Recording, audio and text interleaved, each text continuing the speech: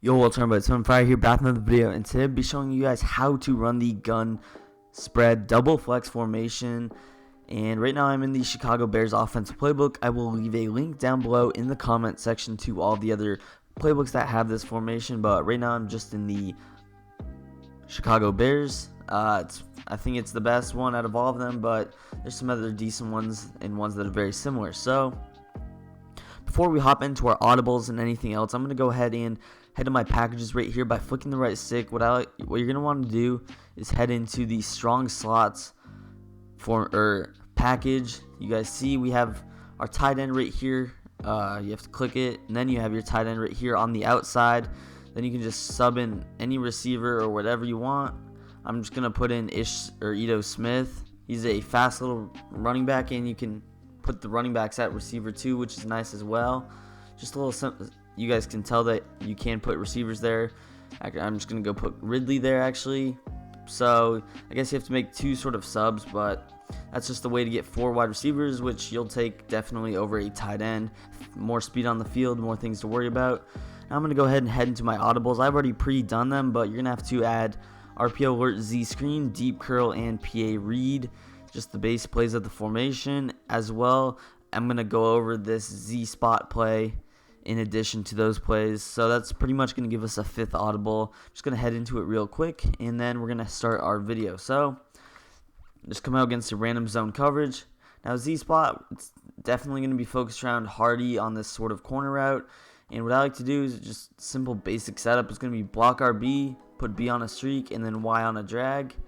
Just a simple little flood concept, and we can have success. You guys see, pass lead that to the right on A, and we get wide open. Julio Jones was wide open on that drag route as well. So just a simple little concept. This route that Hardy's on, I believe, won't be man coverage. It's a little bit of a slower route, but it still is a useful route, especially in getting in between those zones. So another setup that you can do is just streak B, block RB, and then you can just put Y on a hitch, something like this. It gets in between zones. Maybe you know he's using that left of screen zone. As I forced the pass, that was my fault. I mean, we got the completion, but I should have hit X there. I'm not sure why I threw that. Just real quickly, going over the play one last time here. Streak B. This isn't really the main play I like to run out of the formation. This is just an honorable mention. Streak B, block RB, drag Y. Simple little concept. Get in between these zones. I'm just going to take the drag right here with Julio Jones, and I end up picking a nice 12 yards up right there, just on a little check down. So, easy little concept to run right there. That's going to take us into our next play, hitch corners. It's going to be pretty similar to the other play we went over. I'm actually going to be sort of focused around this little high-low read on this left-hand side, personally. Just a simple little concept. These hitch routes do a great job of sort of sitting and pulling down zones, something to be mentioned there. What I also like to do is just put A on a curl and then just put B on an in route, something you can do. Now we're only trying to have this concept on one side, if not, because if he just bags it, then you're pretty much screwed. You have no late checkdowns that you can throw to, so just put A on a curl, B on a in route. You can motion relay in a couple of steps right here, motion snapping right about there. You guys see, once that zone, should have pass led that to the left side. That was a bad pass on my fault, but I like to kind of wait for the routes to develop a little bit. I want to see if the Julio is going to be open. If he's not open, I can hit whoever this receiver's name is. I can't pronounce that. Pretty sure it was Marvin Hall, but I guess not. But so just a little simple concept. You see nothing is open on that side. Maybe we hit man coverage, which we'll do a decent job against this. Then you can hit A on a quick breaking pass, maybe low ball it to him or not. Just see if you have Ridley open late. So once again, this is going to be our setup. Snap the ball right there, and you guys see X is wide open. You're going to take that, and I end up picking a pretty good gain of yards right there just for a little hitch route. You guys see that zone sort of came up and went and defended Julio. So I'm just going to go ahead and hit Zach, whatever his name is, but easy little pass right there. Another setup that you can run, something unique. It's just going to be motion A over, actually. He's going to be sort of on a post route, it's a little sit route in the middle of the field. Then I like to put B on a drag, something like this to have success. If A is open, you can hit him. If not, I see Julio's wide open there, and I pass lead that to the left. He ends up making the completion. Now, I am in the middle of the field, which is a reason why he probably wasn't as open. If you want, you can go ahead and respot the ball to this right side, since I know I'm focused on this corner out with Julio. Go over the setup one last time here, though. I'm just going to move Hardy over there once again. I guess Hardy was right here in the slot. But motion him over, put B on a drag, simple little concept, and we still keep our high-low read. I'm just going to low ball this right away. I see nobody in the flats at all. Why not just take your yards? Guaranteed, don't put yourself in a situation to get pressured or having to roll out, especially if you have a pocket passer. You're going to take that. So that's going to take us to our next play. It's going to be the only run play I'm going over in this video, although an honorable mention is going to be the draw. Draw can be a decent play, but it's not really an every down play that I like, every down run play that I like to come out in. This little RPO alert Z screen is pretty much going to be an inside zone. Don't let the name fool you, it is an inside zone, which is kind of why I like it a little bit over the base. The RPO is not really going to do much. I guess it might even be a little bit helpful to pull down those guys, maybe a little bit, those linebackers, keep them from pursuing the running back at full speed. But you guys see, I can just easily make a read if I want to cut it inside or if I want to cut it out, and I can make that depending on where the linebackers shoot the gap. So we all know the inside zone, it can be a very successful run, especially if the linebackers are spread out. He's worried about your pass, he's trying to stop it. You can come out here and you'll take your 5-yard gains, especially in this sort of dink and dunk offense that I've been showing you guys. Especially with those hitch routes, you're just going to want to set yourself up in those 2nd and 5s. You want to get in those 3rd and shorts, put yourself in a situation to where you can maybe hit a low ball hitch for the first down. So you guys see, I'm just running this ball, although it's not a home run, it's not a touchdown. Every time I'm running the football, I'm picking up 4+ yards every time. I've actually been picking up around 10 yards every time I've been running the football with this run, and picking up a very decent gain of yardage. One last time, I'll show you guys. I mean, you can hit the RPO if you want. It's not really going to do much for you, considering that a lot of times there's going to be 2 guys over there anyway. I mean, if it's a 3-4 odd and there's only 1 guy over there, then you might be able to hit it, and then we can start talking. But you guys see, although it's a slower handoff, it's still very successful. Just got to make sure that you hold A to hand it off. It's basically going to be a read option. If not, you're going to put yourself in that situation where you're going to be forced to pass. Maybe just have to throw that ball away. So it's going to do it for a run play. Going to head into this deep curl play, which I'm going to sort of respot right here. I don't really want it fully on the left, but somewhere in the middle towards the left hash. Now I'm actually going to be kind of like this in the middle of the field. But I'm sort of focused around the seam route in deep curl. It's going to be a pretty unique route combo. But like I said, I'm focused on Hardy here. If he gets over the top of the zones, great. If not, we have a ton of extra routes we can do. And the only real adjustment that I kind of like to make is going to be to just put B on a streak.